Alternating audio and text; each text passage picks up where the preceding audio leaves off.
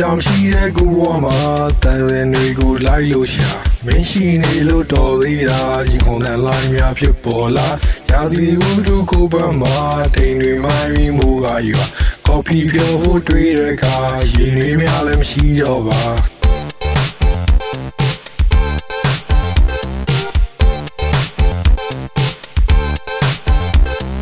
ညာလဲနဲ့လို့နေပြီကွာမင်းကလေးကတော့အိမ်ဒီရှာ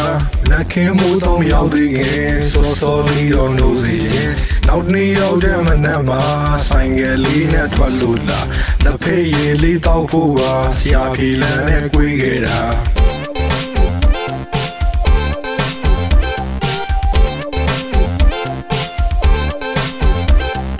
အေးချမ်းလာတဲ့မနက်ခင်ဟာချင်းငယ်များကြောင့်တာရလားကျွန်တော်လိုချင်တဲ့ဘဝဟာလိုလက်ရှင်နဲ့ပြန်လန်းတာအနည်းနည်းတော့ရောက်တော့မှအိမ်မထဲကအတိုင်းမို့ကွာ